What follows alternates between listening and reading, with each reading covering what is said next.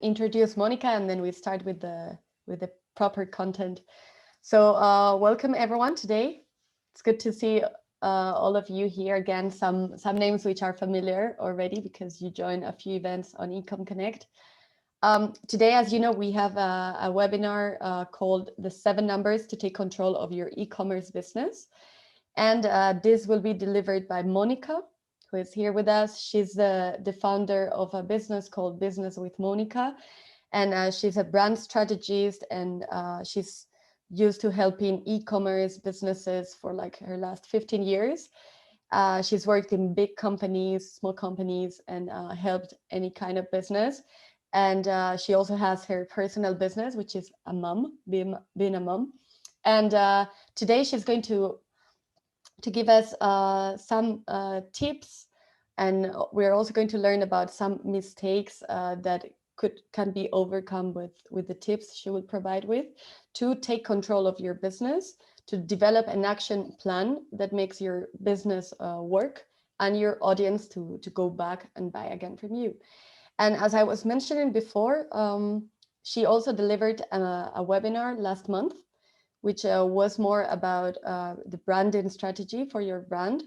And we will also share that with you later in case you did not have the chance to see it or to attend the webinar last time, because it will be very a good complement for the one we are organizing today. So welcome, Monica. Thanks for being here with us. And I give Thank you for having me. Yeah. So I'm going to first share my screen to make sure that that's working for everyone. Can everyone see the screen? Yeah. Perfect.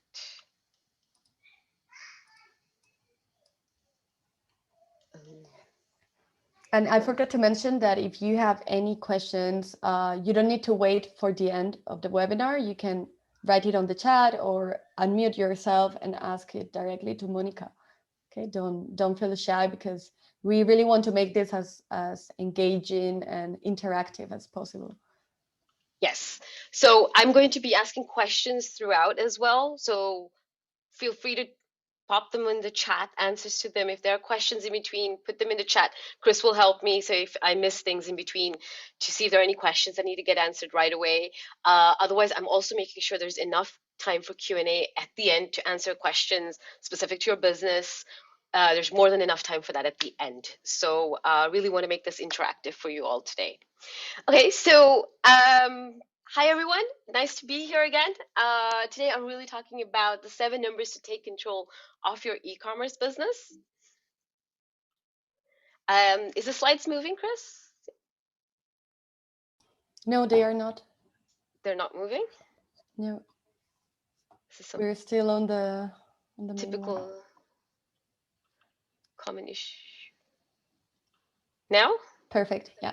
Yes, perfect. Okay, so the goal though is, because your numbers are a tool for you, right? It's not the end goal. The goal is actually to keep bringing your visitors back again and again and again, so that eventually they really click on that buy button and buy from you and buy again.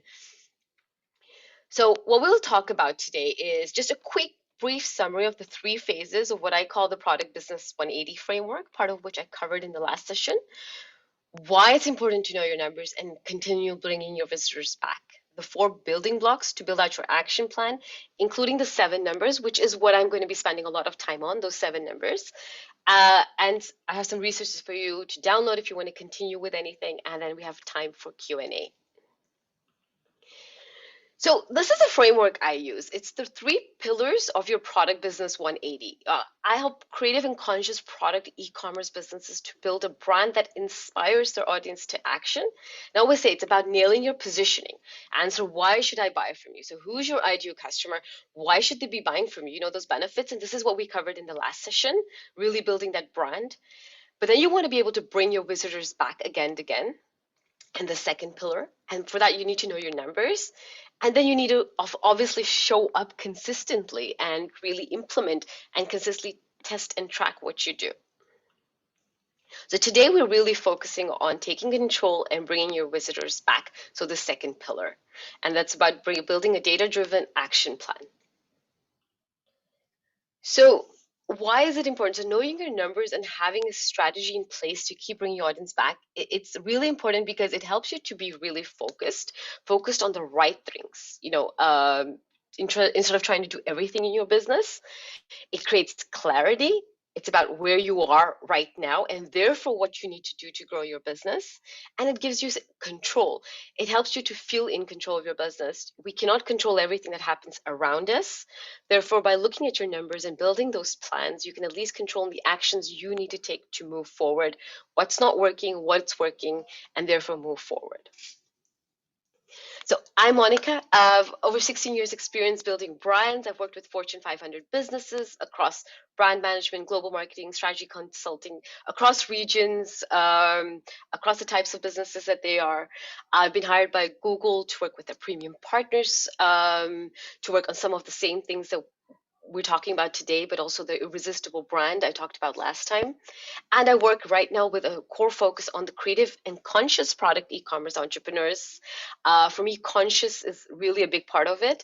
I feel that being a conscious business, ethical business, is a principle of business now. It shouldn't be just I'm doing it to get more sales. It should be a really core part of your business. And some of them are people ready for the next level, and some were more in the early stages of their business.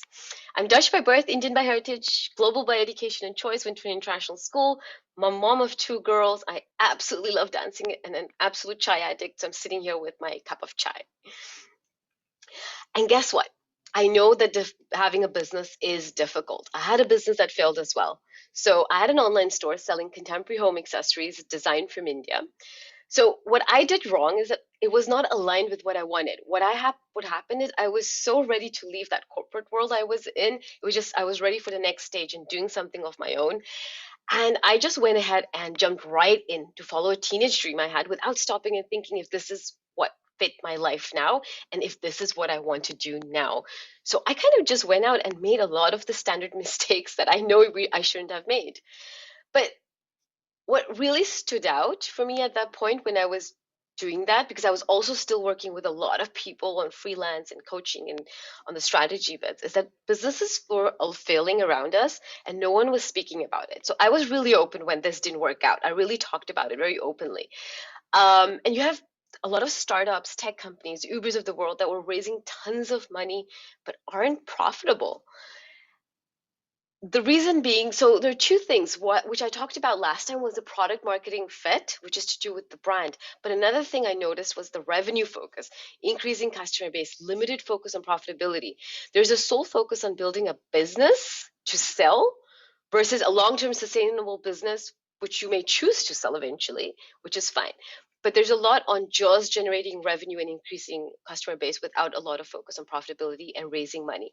A lot of the businesses I work with are a lot of personal brands that people, it's something really personal for people.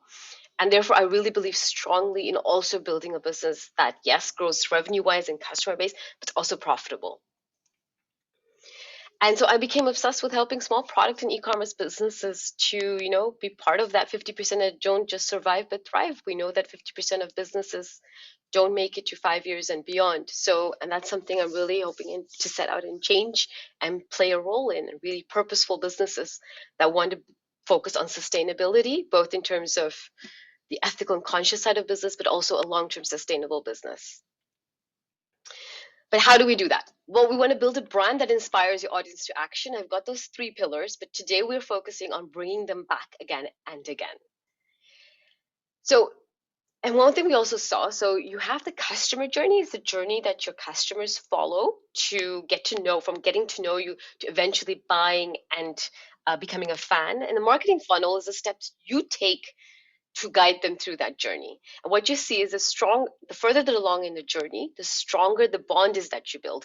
And that's why building that irresistible brand, which I talked about last time, is really important.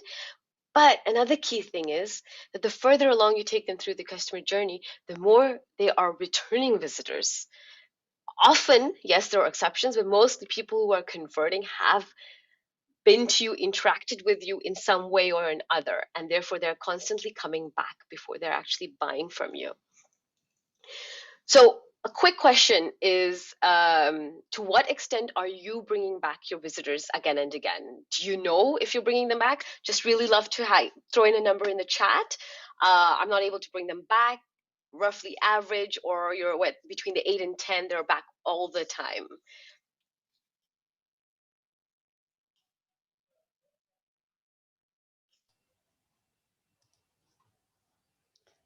So you can put it, yeah, in the chat. We have 5, so average. Yeah. And if you work with other businesses, what do you see other businesses doing? 5 average? Yep. It really depends. Yeah, I would say, yeah, it depends on so many factors, but maybe average 4 to 5, 4, 5, I would say. Yeah. Yeah, most of the people are saying 5. 5. Definitely common thing I hear. Okay. So why is this so important? So there are a couple of things. Small businesses with a revenue plan grow 3 times faster than those that don't. You have a plan that keeps you focused. You focus on the things you need to grow on, what you need to do, instead of trying to do everything without any clear direction.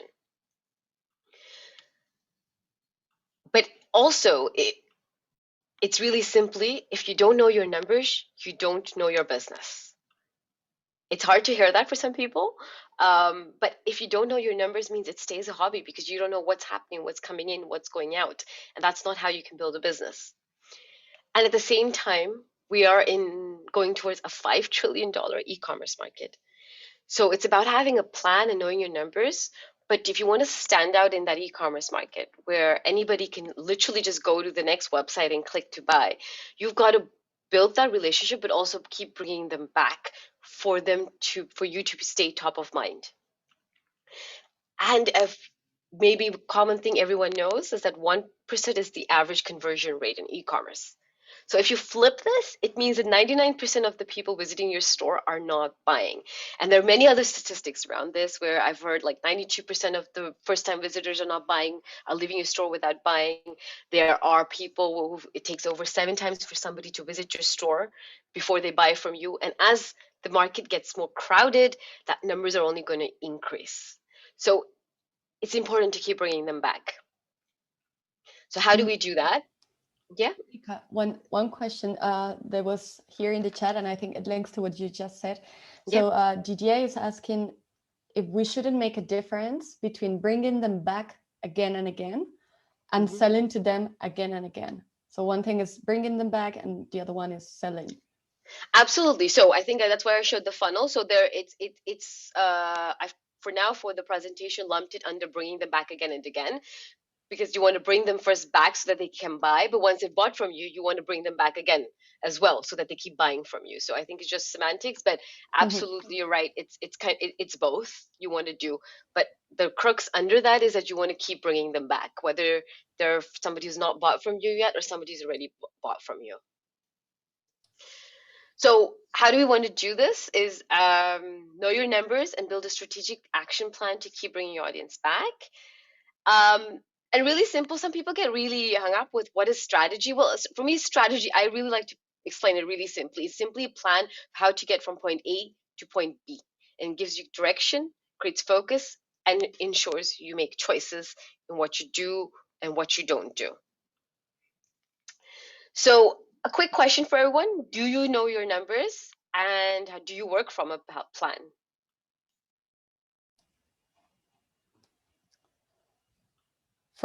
At least from my experience at ITC working with small businesses, I would say that probably, I don't know, half of the companies know their numbers. Yeah. Anybody else? How well do you feel? Do you know your numbers? It's something you look at consistently. You don't. You have a revenue plan in place for yourself. It's often businesses that I've seen. A lot of them I work with. I think it depends. It's something that they always have to look up. It's something that many businesses I see don't always have top of mind. And this is something that I hope to change. Monica, if I may, I have the feeling that very often we have a look at the numbers. We have the numbers, but I'm not sure they're the right numbers to look at. That's true as well. That's a good point. And that's what I'm going to be tackling today as well. We have Elvira from Lebanon saying that most of the SMEs business she works with don't have a Yep. clear plan, especially in the Middle East and North African region, she says. Okay. Right. And then another, yeah, Aburawena is saying that she knows the numbers, but doesn't know how to analyze them. Yes. So that's a really good point. I love that you brought that up as well, because one is about what DJ said, it's about the right numbers, and the second one is about how to analyze them. So when I'm going to talk about the 7 numbers today, I'm also giving you some practical ways of how to use it, so that you can actually take it forward after the session. So, but before that, I just want to really tackle common mistakes, or even beliefs more than mistakes, maybe. I often see holding e-commerce business owners back. And this is really from experience in a lot of discussions I've had with people. And they can fall, you can fall in different of these buckets, or maybe all, or maybe you're somebody who's overcome this. But there's the knowledge gap, the interest gap, overwhelm, and fear. And I'll just talk about them. So the knowledge gap is really simple, that you don't know which numbers to track and what they mean and what to do with it. I think this is what some people mentioned in the chat already. But there is a willingness to learn. So in that case, I always say, well, I'm going to share the 7 numbers that you can start with. But even if that is too much for some people, even just starting with the key numbers like traffic, sales, and profit, I feel already gets you going. And then you can build up the rest of the numbers, because that already shows what's happening in your business. So this is usually the easier one to tag, because this is like there is a willingness to learn. But I've also seen others where there's an interest gap. There's a lot of people I work with are creators themselves, are makers, or if they're not making the products or designing it themselves, they are creative in heart. They feel like looking at your numbers feels like a chore, and it feels like it takes away from what they're really enjoying doing the most. And then I always say, well, do you want a hobby or a business? Because if you don't look at your numbers, it remains a hobby, because you don't know what's coming in, you don't know what's going out, you don't know how to grow it. And again, if you don't know what to start, you don't know your numbers, just start tracking the first few key numbers to get started, like I just mentioned, and which we'll talk about some more. A third one I always see is overwhelm, feeling like numbers are not your thing. Like one has to be good with numbers. I'm not a numbers person, is something I hear so much. And you know what? I'm not either. I can say that. It may be surprising, but I'm not somebody who will do really quick calculations at the top of my head. But I do know how to work with them, and I do know how to put them in, which are the numbers to track and how to analyze and look behind them. And that's what's more important. Don't worry, we have calculators, we have Excels to help us with all those things.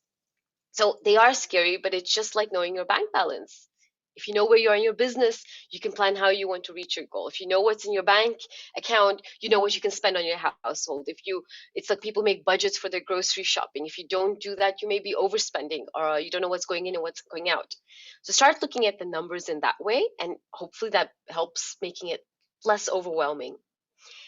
And the last one is fear, or even denial, I sometimes call it. It's thinking that numbers will not show anything you don't already know, or assuming you didn't do well. So why look? So a lot of people I speak to, they're like, I don't need to, I know it didn't go well in the last few months. Oh, it's not been such a great year, especially because of the pandemic. Recently, it's a common thing I've heard. But you can't change anything or plan a way forward without knowing where you are. And often, I also say your data, things are sometimes not as bad as you think. Sometimes maybe they are, but a lot of people I've worked with, when they looked at the numbers, they're like, oh, wait, I really thought it was worse than this. So people build things up in their mind. Your data, your numbers help you to exactly that. They don't lie. Numbers don't lie. Whereas an assumption is what you think is true without proof. So really look at your numbers. Hopefully, and sometimes it's not going to be as bad as you think. And even if it is, it will be a guide or tool for you to plan your way forward. Quick question. Any of these mistakes or beliefs that you resonate with the most? Anything I feel is holding you back here? Any of these? We had Elvira who was saying that she was also feeling overwhelmed. Yes. She relates to that. Not knowing which to, okay, yes. I understand. I've seen that very often about the overwhelm. I think just popping the chat details, the knowledge, okay, just knowing which ones. Yeah, there's a fear of numbers instead. I often see that there is a fear of what will it actually show me, and do I really want to know? It's especially when you're in the early stages where you feel you're doing things and it's not working out. But I always say, see numbers as a guide. It's a tool. The numbers are not the goal. They are just a tool in helping you build that business of yours. Hmm.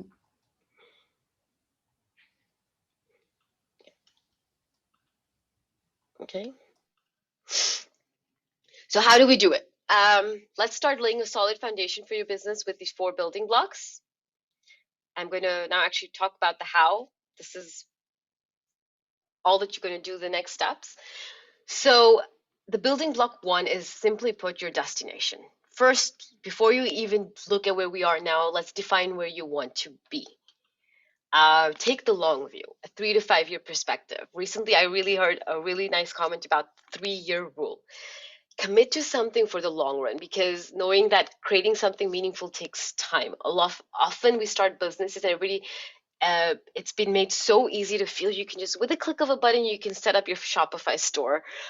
It is so easy. Within a day or two, you have everything up and running, sites where you can source products from, and let's just go. But if you nothing works in the first go. You need to have an audience to launch. You need to have an audience that you attract, and like I said, keep bringing them back so that they buy from you. Once they buy, that they keep coming back to buy more. So take that long view and know that when you commit to something for the long term, there's more chance of working out, and you're going to have different steps in between to help get you there. So I would say is, when you shift your mindset to measuring success over the years, you're likely to find joy in the journey, exceed your expectations, and surprise yourself with the results. So I want you to see the numbers. We're going to be using that more as a tool to get you there. It's a lovely quote from the Slow Growth Academy, which is all about slow growth. It's not about instant gratification, not about what we want to achieve today. It's where we're going to. What do you want to achieve with your business? Where do you see yourself in 5 years? And what does that look like in terms of something that's actually measurable? And I often get challenged by people on this, but I can't look forward like into 5 years. Well, the pandemic happened, it changed everything. And I always add in here, it's okay if it's a slightly moving target. It's not set in stone. So if you just achieve something right a bit under that, or just over that, there's no issues. If it moves forward with a year, it's fine. You can change depending on the environment and things changing around you. But it's when putting down a number and a vision for yourself, you're committing for it for the long term. When you commit something, that's exactly helps you shift that mindset. And I think that's something really important. And goal setting helps with the following. It gives you direction. It knows where you want to go, and you can focus on all the actions that are needed to get you there. Track progress. If you can't measure it, how do you know whether you're even making steps towards your goal? Big one. If that's just it. If a lot of people want freedom in their business, or replace a salary from their job, if you're not tracking it, if you don't know where you want to be, if you don't have that number in place of what you need to make that happen for yourself, how do you know if you're even making progress? And commitment, like I said, it's committing for something for the long term. Like, yes, I want to do this, so that you even get through. So any short-term failures or roadblocks, it still keeps you going because you have the long-term goal in mind. So know your destination. So if you don't know where you're going, every road will get you nowhere. I absolutely love that quote. So the solution is, define what success looks like for you, your 5-year measurable goal. I can go into all about SMART goals, but that's not what I want to focus on today. But just make sure you have a 5-year measurable goal. If 5 years is too long for you, take a 3-year view, but take something that is longer term than just today or 1 year, something that you're working towards and committing towards. Okay, so now I'm getting towards the 7 numbers, which is, once we have the destination, I say it's a jumping off point. Discover where you are now. Start with where you are. I want you to take stock of where you are. It shows, when you take stock of where you are, it shows both the issues and opportunities to focus on to grow your business. Because again, like I said, otherwise you're just guessing what to do, right? And you're not going to be moving forward, or you're going to be busy all the time, but you're not moving forward. So to know where you're going, you have to know where you're starting from. It's just like a journey. It's a map. Just think when you plan a trip, you can take, if you're doing a driving road trip, you can take different routes to get there, the scenic route, the fast route, different stops. You can go with different types of transport. So there are all different ways to get there. And that's why it's so important to know where you are and where you want to be, so that you can then make that plan. And actions without knowing what to focus on. So it really leads to, otherwise you're taking what I said, random actions. You feel like you're constantly busy, but you're not moving forward. And a big one I see is shiny object syndrome. Because if you don't know where you are, you're not able to measure against those numbers. I see people jumping from one thing to the other. I see people who are maybe even following other programs and working with coaches. They go like, but this doesn't work for me because it's not working. But I asked, did you check on your numbers? Have you moved forward? Are you exactly where you are? So this will help you stay focused and not just jump to the next shiny object. So start by creating a snapshot of your business with these 7 numbers. So these are the 7 numbers I want you to start tracking from now on for your business. Traffic, opt-in conversion, total revenue, sales conversion, average order value, transactions per customer, and profit margin. And I literally see these as levers for your business. Now, are there more numbers behind it that you can dive into? Absolutely. But by tracking these numbers first, seeing what's working and what not in this, then you can choose what you need to dive into next. And I have lots of information for you on that all. And I'm going to talk to you through each of these numbers. So if you also see the marketing funnel I talked about, you have the customer journey and the marketing funnel. So like I said, but these numbers pretty much roughly follow the whole marketing funnel. Traffic is really about getting eyeballs on your business, enough people coming to your store. That's where you're creating that awareness and attracting them. Opt-in conversions, think email opt-ins, is all about engagement and creating that interest. So that's that middle part. The revenue, your sales conversion, is really about the purchase, the conversions. And so it's average order value, but then the transactions per customer is about bringing them back where they become loyal or fans, and you're constantly delighting those customers and bringing them back again as well. And your profit margin, well, obviously the more you can retain a customer and bring them back, and the more you can increase your conversion rates and for example opt-ins, any of these metrics that you improve will help your profit margin as well. So these numbers actually roughly follow this kind of a journey. Is this clear for everyone so far? Because I'm going to get into each one of those numbers now. Just want to make sure if there are any questions. What is opt-in conversion? Yes. Sorry? What is opt-in conversion? I will just talk to you. I'm going to talk through each of the numbers with you and explain exactly what they are. Okay. Thanks. It went back, I think. Okay, so a quick question. Do any of you know, track, and understand how to use these specific numbers? Or do you follow yes, no, or do you follow a few of them?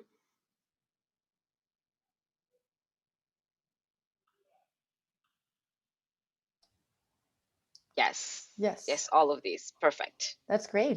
Very positive. Yes, absolutely. Most of them. Great. Okay, so that's great. So all of you are following them, or at least some of you are following them. So let's see what we can do with them.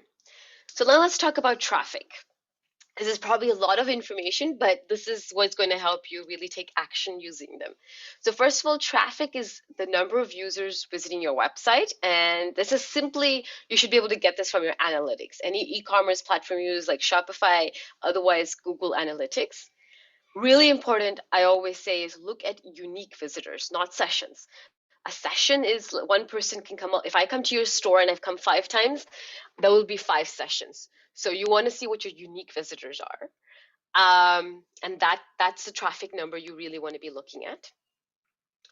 Now, once you have that and you feel like I want to deep dive further into traffic and understand if it's working or not, if I'm getting the right traffic, some of the things we can look at is the new versus returning visitors. Obviously, you want people to keep coming back. So And again, your analytics will have this. Things like bounce rates. Bounce rates is basically how many people are, a percentage of people that are actually not interacting with your store, coming to yours, not seeing more than one page, or not even interacting with elements on that page. And the page views, the number of pages people are seeing when they do come. And here are some benchmarks I got. Now, again, benchmarks, I always say be careful with them because these are averages, and averages can vary by industry, by the niche you're targeting. But this just gives you a little guide to start with. So the thing about traffic is that it is so important to get a minimum of even 1,000 visitors per month to your store, and ideally you need to start crossing the 3,000 to 5,000 a month. But 1,000 visitors to even start making any comments about what's working in your store or not, because this is data driven. Here you need lots of data to make any calls.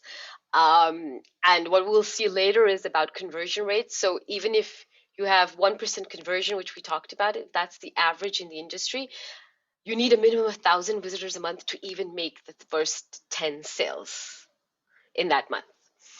So that's why it's really important, but you want to ideally move to over the 3,000 to 5,000 a month. Bounce rates should be in the 20 to 45% range.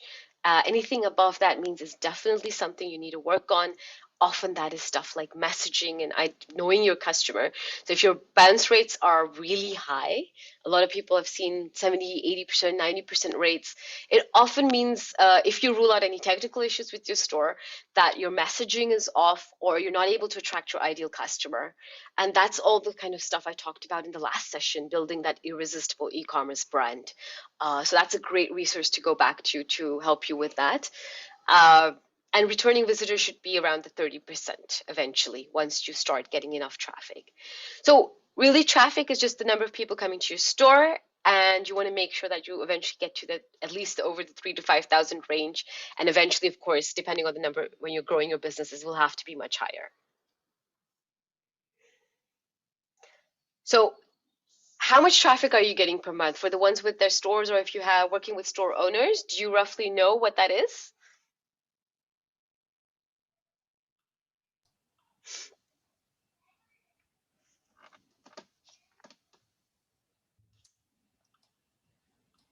You can put that in the chat. We have a question from Elvira who's asking after what time we should have a return like higher than 30%. But that's really, you can't really give time frames to this because it's about how you build your traffic. So once you start getting into that 3,000 to 5,000 range, you should actually be retargeting, or through your email newsletters, keep bringing customers back. Actually, as soon as gradually you need that's something you need to build up, and that will it depends how long it even takes you to get that initial traffic to your store, right? Some people build the decent traffic within a month. I've seen others who take 3 to 4, 6 months to even get consistent traffic to their store. So, but once you have that consistent traffic, you want to start retargeting and gradually make sure it builds up towards that 30%. Mm-hmm. We have another question. So what did you take away from the number of page views? Well, it means that people are interacting, again, with more than one page, and you can see how much time they're spending, what kind of page. So first of all, that they're going beyond maybe the page you just attracted them to, but it means that they're interested, right? The more page views, they're checking out different products, they're checking out different content if you have blogs, and that means that they're engaged with you.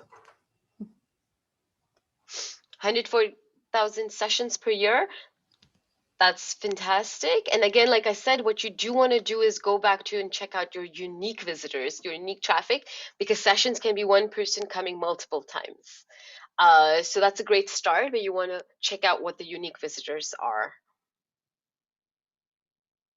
Okay. So to continue, next is your opt-in conversion. So this is what somebody was asking me. This is the percentage of people who show interest or give permission to be contacted to get more information.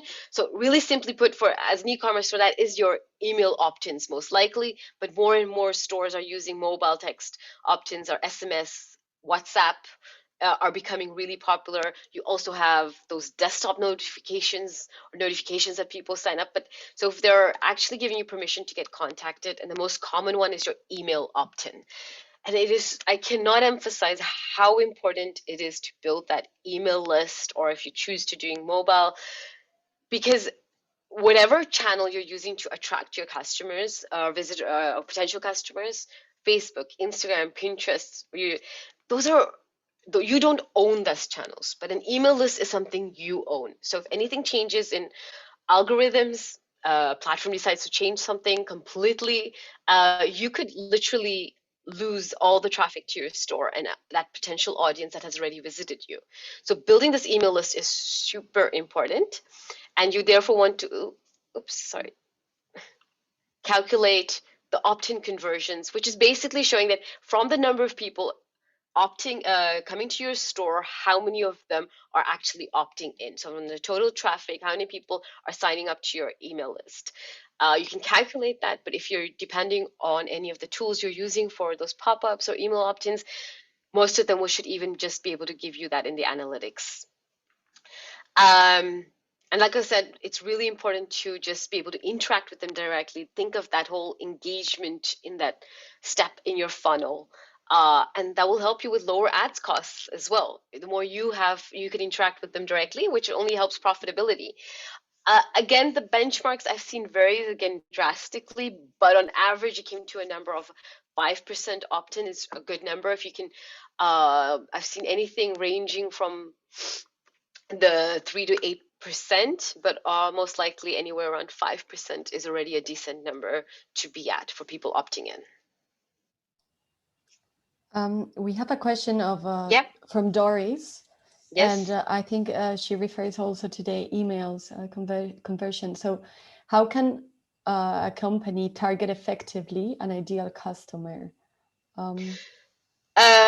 Doris, what do you how to target? Are you talking now about your advertising and content that you're putting out? Could you just feel free to unmute yourself so I understand your question better?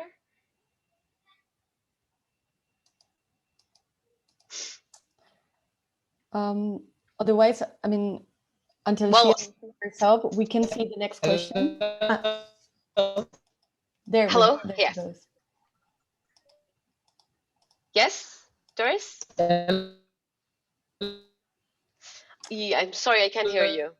Otherwise, pop it in the chat. Well, no, we can't. Hello, I just want to type customers so that I can know how. Okay. No, if you can type it in the chat, Dorothy, and then we can answer to that later. And in the meanwhile, we can answer to Veronica's question. I was also about to ask you this, Monica, because you work a lot with small businesses, especially in the last year. And how do you handle, this fatigue of receiving emails? And we sometimes feel it's like spam if we get too many emails from the same source. I always think this is such an interesting thing, an interesting perspective. We all say that, pitch fatigue. We say that we're tired of getting emails, but email is still one of the highest revenue generating channel for e-commerce stores. I don't have the statistic top of my mind, but the fact is that it still is.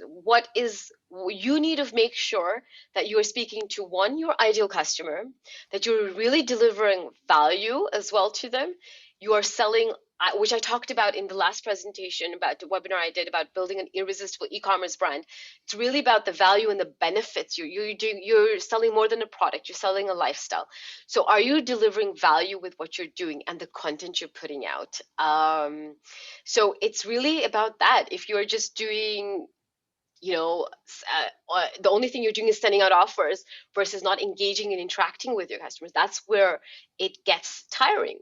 But the fact is, it's still the most valuable channel. And I've heard businesses who are going where 30 to 40% of their revenue comes from their email lists. So really engage them, have a welcome series in place to make sure that they know who you are and what you're about, beyond just, great, have you on my list and check out the emails. No, introduce yourself, talk about your brand, talk about your business, have a few emails before they get onto a weekly or monthly, whatever you choose as a newsletter. Don't even call it newsletter. I just call it weekly mails. And just make sure you have engaging content next to promoting your product.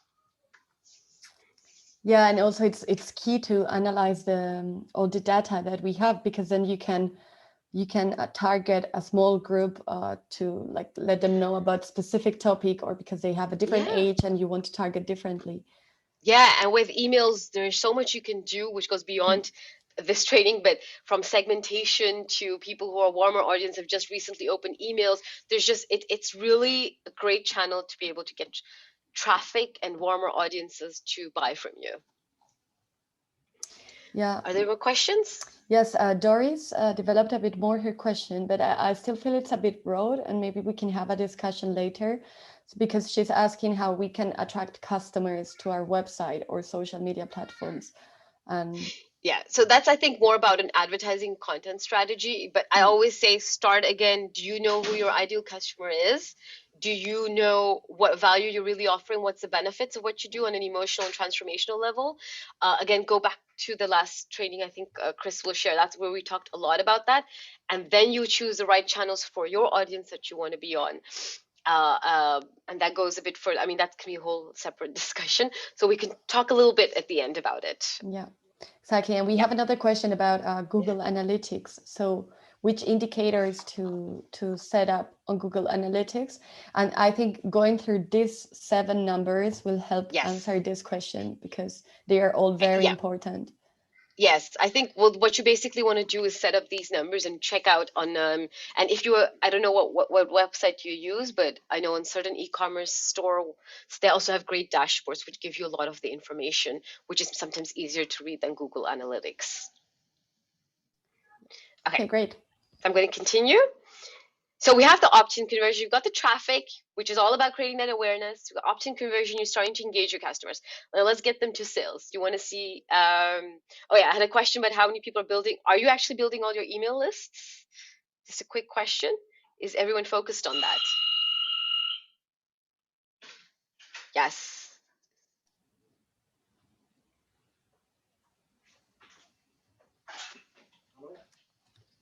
No. So no, okay. So this is really, really important. I say start building that email list, because this is then people who come to your store, you're not capturing them in any way, which means you're going to have to find ways to retarget them, either by spending advertising dollars or a lot of time putting out, obviously, content on all these channels.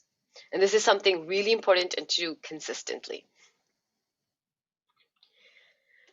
So then we have the total revenue. Now, this is not going to spend too much time on this one. This is just the total value of your sales. You get this from, obviously, your analytics. I should simply be able to give it to you. Otherwise, you can always calculate it by multiplying the total number of sales by value of each sale. But ideally, you should just be able to get this out of your analytics. So this is the important one, the sales conversion. So this is the percentage of unique visitors. Unique visitors, like I said, not just the total sessions, but unique visitors, but your traffic that have become a paying customer. And the most important thing I've seen here is that on average, we say as a benchmark that 1% of all your traffic actually converts to sales.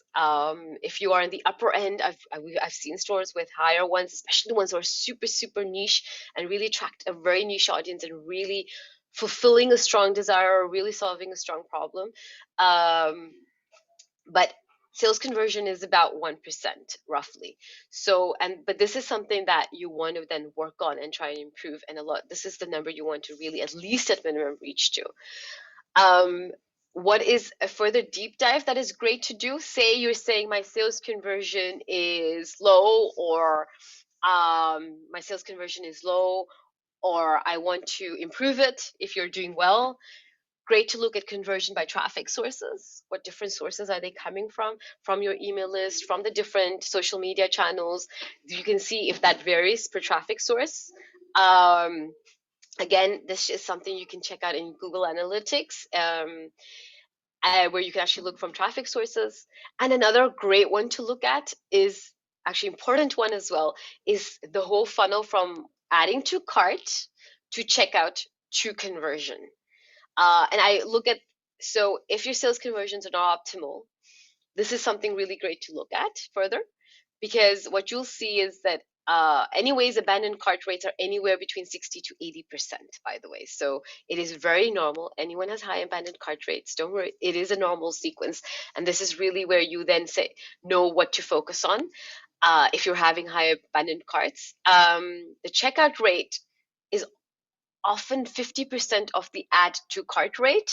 And then the final conversion is again 50% of the checkout rate. So you'll see constantly a 50% drop off on each of those steps. That is very normal again. So you want to try and improve that. So if you're seeing that you have problems with your sales conversion, then these are the things you want to look at behind it. And then you can come up with the ideas of how to fix this. Obviously, if it's abandoned carts, you want to be having an email sequence to track them, or again, retargeting to bring them back. This is what I say, it's about constantly bringing them back. If it's between, you also want to check out things on your page. What's not working there? What's working? Do they have all the information they need? Is there a way to get help if they're stuck with that process? And a lot of people sometimes add to cart and then leave and think they'll come back later. They just forget. So this is something great to look at as extra sources to see what's working within sales conversion or not. So do you know your sales conversion rate? Do you know roughly what that is?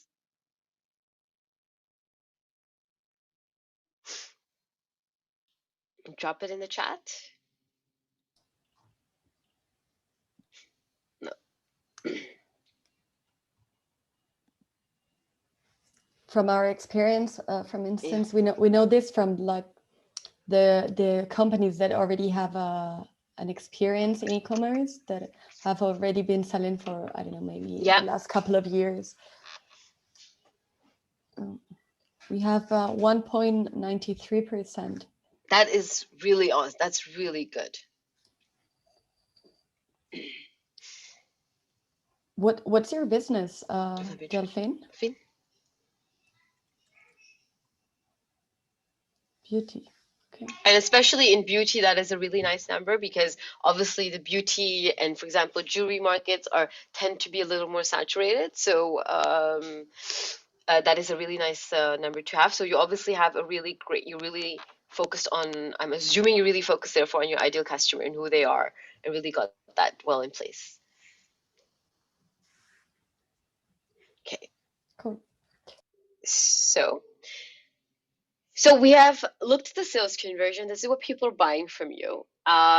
What you then want to look at, another great way to improve your revenue, obviously, without having to constantly spend on advertising, is the average order value.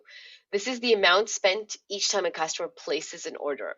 So also known as your average basket or cart size. So it's basically, again, dividing the total revenue by the total number of sales or orders you're getting.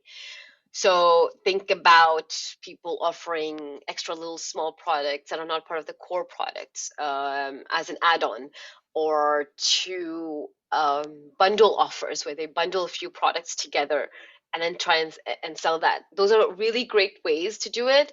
Another way I've seen people is by having a threshold for shipping and reminding people that they're just X amount away from getting free shipping. That tends to get people to order things as well, up their order value. So these, again, great strategies to really work. Once you have the sales conversion going, you want to start getting people to order more in one go, right? Then we've got the transactions per customer. So this is how many times each person is buying from you. So this is the repeat purchase. This is where you want to keep bringing them back to an existing customer back to buy more. Often, again, your analytics will show you that. Otherwise, you should be able to see how many times a person has bought from you. A good reminder, acquiring a new customer is more expensive than retaining an existing one. I think so the more you can get the same person to come back and up the average order value, the higher your profit margins as well. You want, again, interacting with them, especially having them on your email list that you can email list to keep interacting with them, is a great way to do this. And then we have the final, which is your profit margin. well, simply put, your profitability. I don't think I need to tell people how to calculate that, but it's just the revenue from how much your revenue from sales exceeds your cost. And honestly, profit margin can be improved by improving a lot of these other metrics, because the more people you have opting into your email list, the less you need to spend on advertising, for example, to bring them back. You can directly interact with them. The more you get your sales conversion rate up, the more you're getting people to buy when they're instead of going away. Same with the average order value and transactions per customer. So it's kind of what comes back from all the other metrics, apart from, of course, working on things on the cost side of things in terms of your product manufacturing and other aspects in your business. So these were the 7 numbers. It's gone.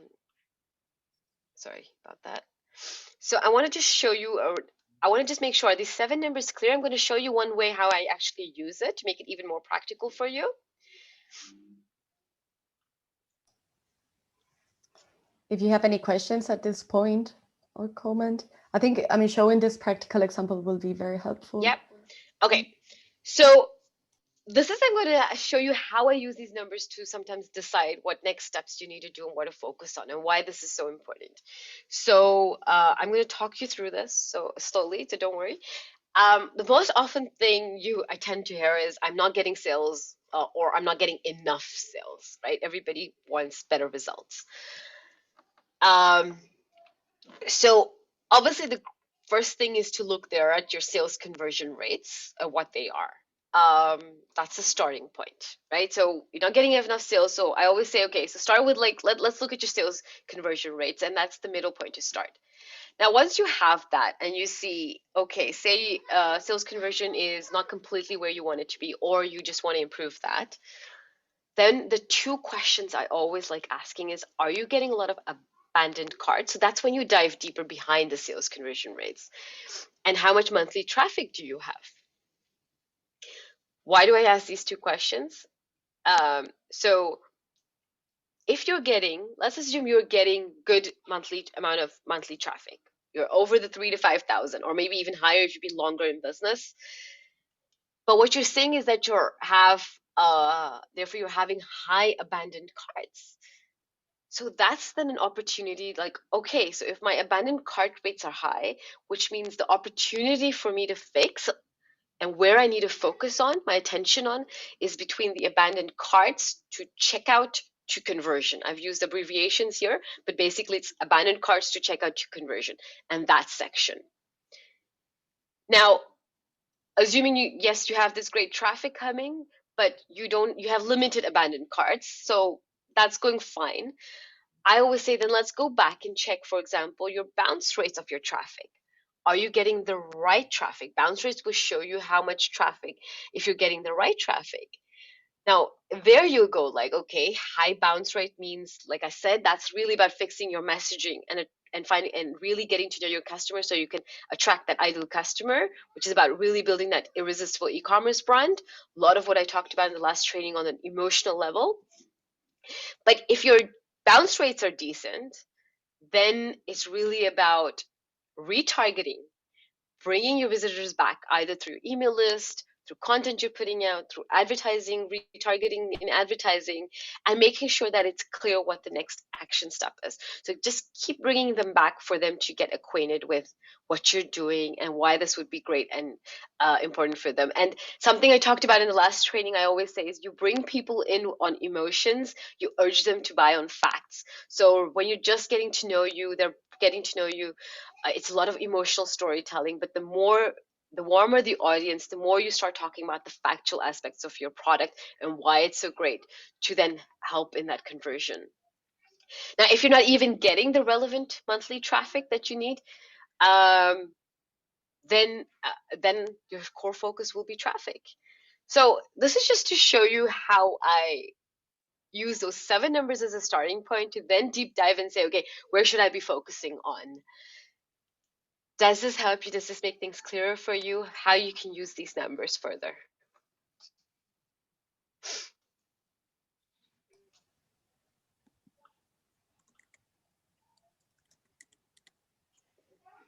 Yeah, all clear. Great. And I think an important thing I need to talk about traffic for people is obviously the amount of traffic you need to get to your store depends on what your goals are, right? In terms of conversions.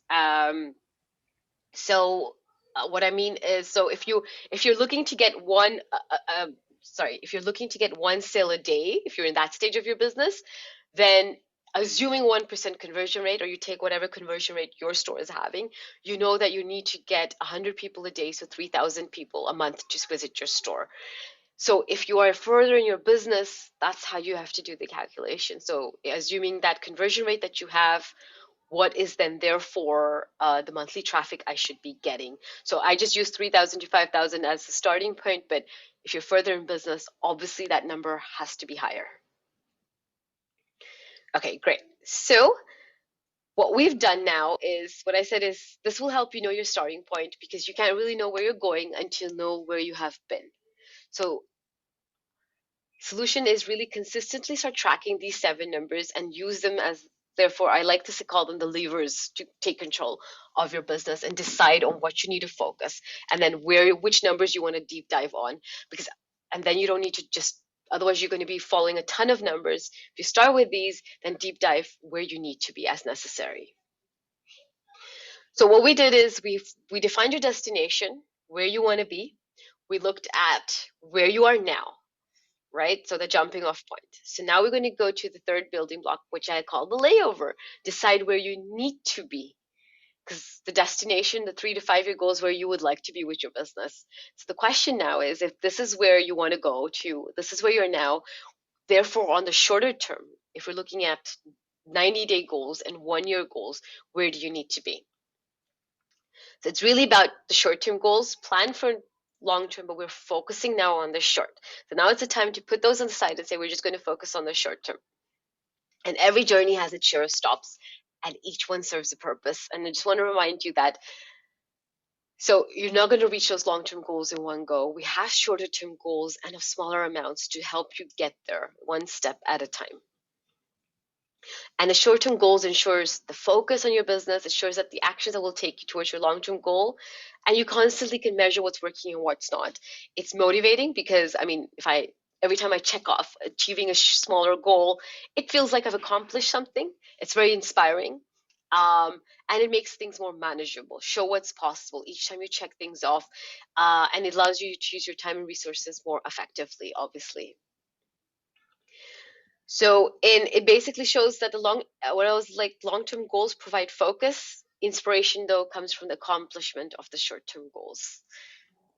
So what your solution here is, identify your 1 year and your 90-day goals. So if we think back to the examples the theoretical examples I was talking you through, if you look at the 7 numbers and you've deep dived behind them, see where your issues and opportunities are, you know what to focus on that last slide that I showed you. So let's say your 1 year goal is, say your 5 year goal is, I want to make $500,000, right? I'm just picking something. Your 1 year is therefore, well, the first year I'm just earlier in my business, I want to reach 50,000. Somebody else maybe further wants to go for 250 or something else. If you divide that by 12, you're roughly in that 42,000 range. So that means you want to make $42,000 of sales per month. You divide that by the 30 days of that month, you're looking at what? I think $130, $140 per day. If you assume you have an average order value of 60, so see how all those numbers as well help you here. You're looking at just over 2 sales per day. So let's take 3 sales per day. And at an average 1% conversion rate, it means you need to have 300 people visiting your store per day, which means 9,000 of the right people visiting to your site monthly, assuming a 1% conversion rate. If you have higher, that could be lesser. So your first 90-day goal in this could be saying, so I have a 50,000 1-year goal, but to even get there, maybe I still need to build my traffic towards that 9,000 people a month with the correct roughly bounce rates under that 45%. So then your goal for the first 90 days can be let me get to that 9,000. Now, say you're getting there to 9,000, but you're not seeing the conversions, then you can say, okay, my goal is going to be the sales conversion. So this is how I like to use the 7 numbers to help you even set those shorter term goals. Is that also clear for everyone?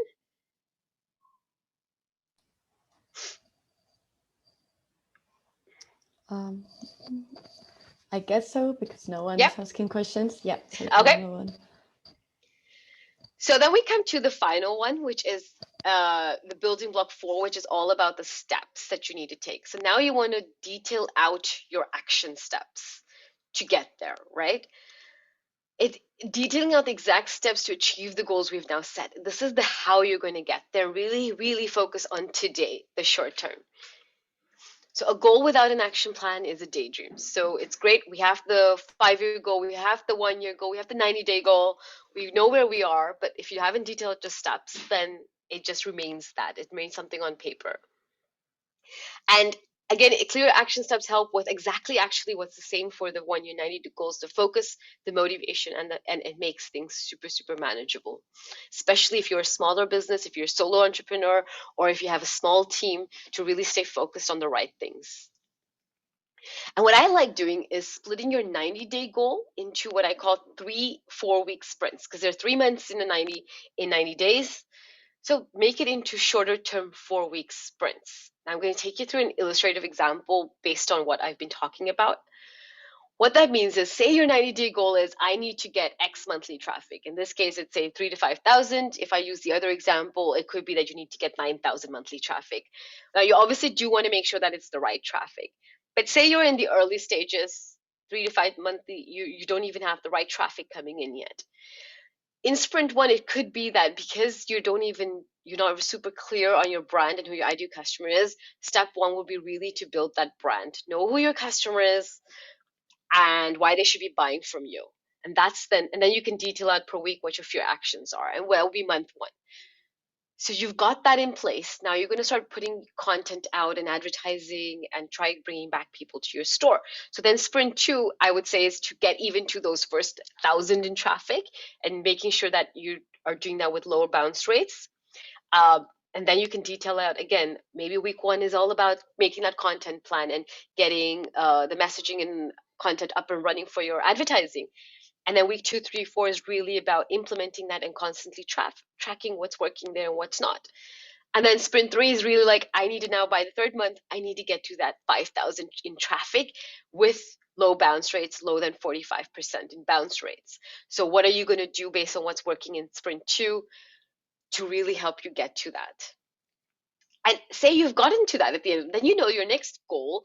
You'll also, since if you're tracking this correctly and you're tracking those 7 numbers as well, you'll also be able to see what your sales conversion is going. Although you're not focusing on that completely yet, because you first need to get the right traffic in, then you can look at this. Then you can have a look at the end of 3 months. Okay, so what's my sales conversion been like? Okay, so I've gotten the right traffic, but my sales conversion hasn't improved. So then you know your next 90-day goal is really about improving that sales conversion. And then you start focusing on that aspect, which can often be a strategy to get bringing people back, a content plan for that, or advertising, or fixing things on your page itself to really help people to take those next actions. So this is how I like then splitting it up into really smaller, more manageable goals for yourself. And then your focus gets really about what's working now and taking off, and then taking you one step forward at a time. So I always say, a dream written down with a date becomes a goal written down with steps becomes a plan, and a plan backed by action makes your dreams a reality.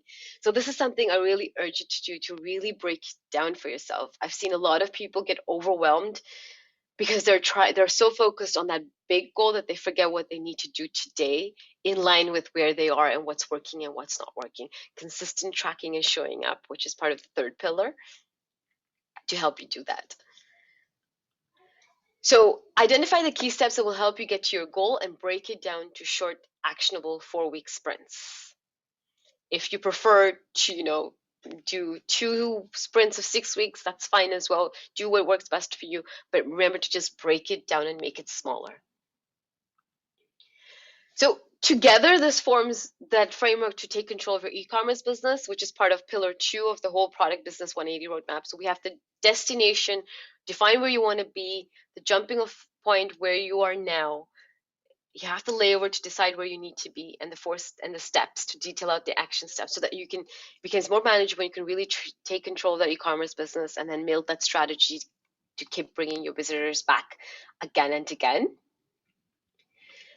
And so, quick question: are you ready to take control now and keep bringing your visitors back? Yes. Yes. Awesome. That's nice to hear. And read, I should say. Yeah. We have from Anne-Sophie this yes, big yes. Really good.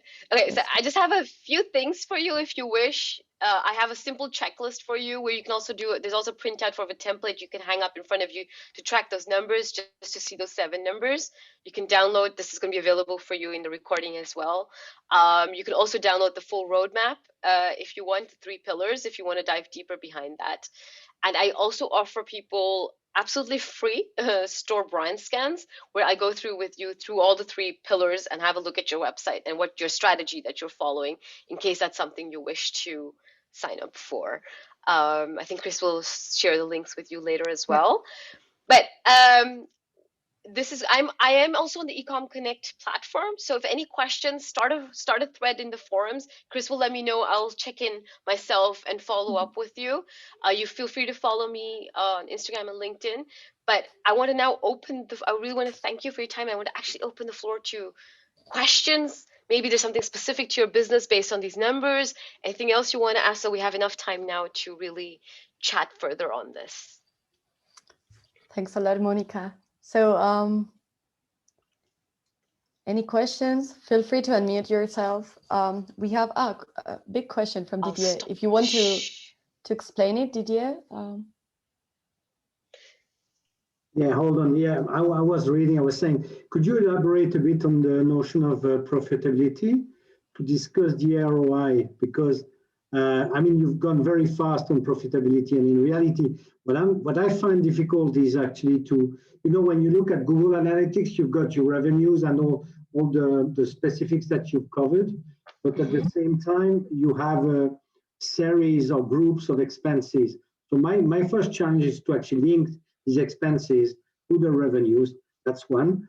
The second thing is how you interpret, in other words, what kind of benchmark do you expect? Do you expect, I mean, what's a normal ratio, a return ratio in terms of email to sales to email expenses, for example, or sales to ad expenses, etc.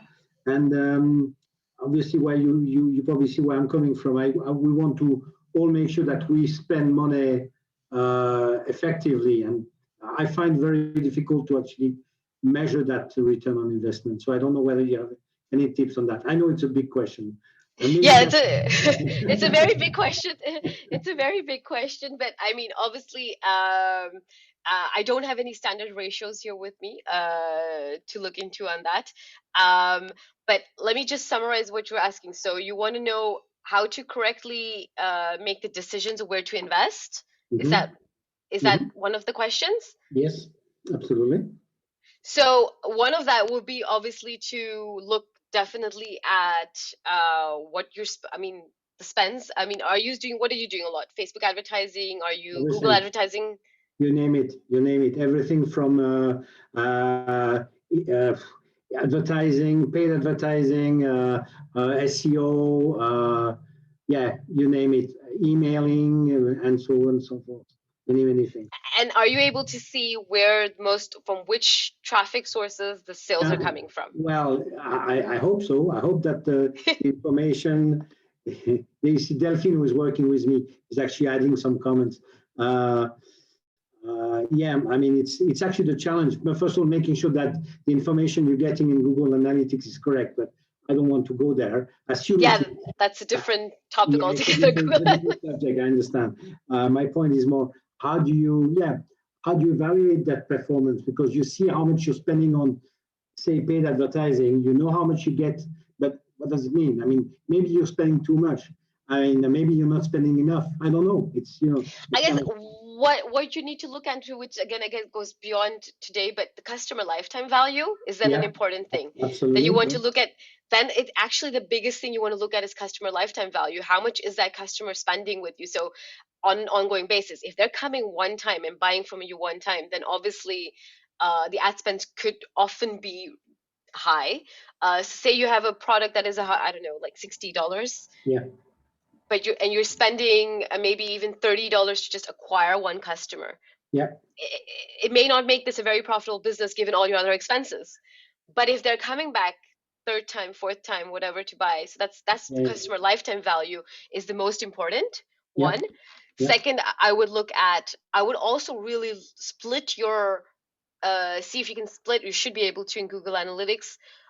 The traffic sources where people come from that is leading to under goals. I think you should be able to do that. That leads to the conversions Yeah. and see which traffic sources are for you leading to the most conversions. So that is another thing.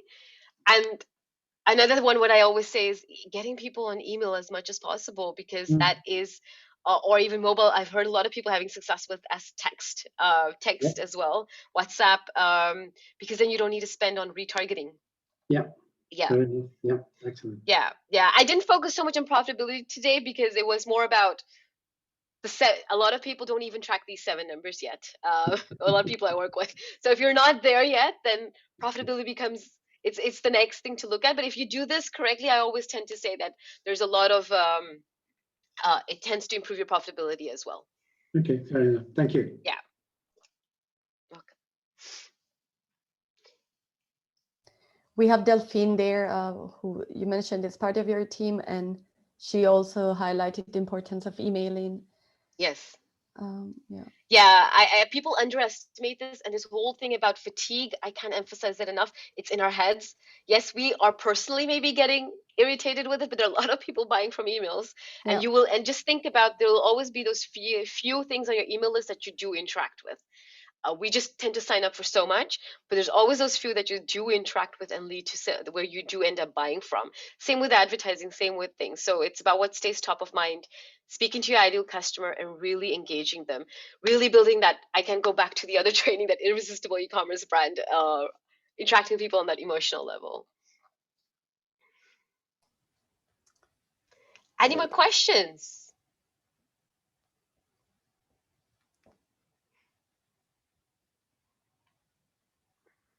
Feel free to put in the chat or unmute yourself. I've got enough time to answer your questions. Yeah, tracking is absolutely key. Really, it is. Even starting with these is what I see makes a huge difference in the business. Well, I think that if we don't have any other questions, Yeah, can I come yeah, in? we do. Yeah, Rabna Winglow. You know, we have a training school, and a lot of the traffic comes from our website, and they are making inquiries about enrollment and fees, basically. Mm-hmm. So I don't know how that feeds into Google Analytics. And how do I track from my site? Sorry, I'm not sure what the question is. So they are writing to you, they're sending you information, they're sending you emails about the enrollment and fees, or is that the page they're looking at? They are making inquiries about enrollment or enrolling in our programs from our website. So if they're sending questions in from the website to you, that last bit you cannot track. What you can, that will be a manual tracking in the sense that I have gotten X inquiries, how many inquiries, and what the total traffic you should be able to get from your analytics. Yeah. And then you can just do a simple division. So how many people are percentage of that traffic that is actually making an inquiry. Okay. Unless you're using a special chat bot or app on your store, which will have their own analytics behind it, that's then otherwise it's more a manual calculation for you. Okay, thanks. Yeah. I think what I just got from what you said is our website may need improvement, adding a few more features that will make tracking easier, like the bots that you just, chat bots that you just mentioned. If we have that kind of system in place on the website, it will make it easier for us to count the number of hits to the site and also the inquiries. Very often they call in and say, I went to your site and I need this further information. So Okay. obviously the website needs some working on. Yes, so either putting a chat box or Facebook Messenger, you can link all of that. But I think that's where I do say in business, that's a call you need to take. How much is that personal connection more important for your audience? Who is your audience? Are they the kind who prefer to pick up the phone and speak to you, or will they more likely use that chat? So that is something you need to know about your audience and what works better. And you can test it out. You can put both, if there's a phone number and a chat, and see what do people use, or test it a few weeks out, a month with just a chat. Do you get less inquiries, more inquiries? So one thing about e-commerce in any business is test out. What works for one business doesn't have to work for yours. But having an easy way for them to contact you is super important. How that is depends on your audience. Yeah. Who your audience is. Yeah. Okay. Thanks. Welcome. Great. Any other question? No. Well, as Monica mentioned before, we are also happy to take questions on Ecom Connect, and she will be there also to answer them. Yeah. And we will share later the resources and also her website in case you want to access to all these free resources she shared, and contact her directly. So, well, if we don't have any other question, I think we are done today. Thanks so much, Monica. It was really amazing. Thank you so much for your time. You present very useful, very practical, and realistic as well, which is what we like. And I can't emphasize enough that like those 3 pillars I shared, especially because I work on both the emotional and creative side, building that really strong brand and the numbers together is what I find is powerful. So if you have a chance, go back to that when Chris will share it with you later. If you didn't see the last presentation, please do that as well, because that really can make a difference as well for your messaging and understanding who your customer truly is. Perfect. Well, have a good day, everyone. Thank you all so much. Monica. Yes, thank you. Bye. Ciao, ciao.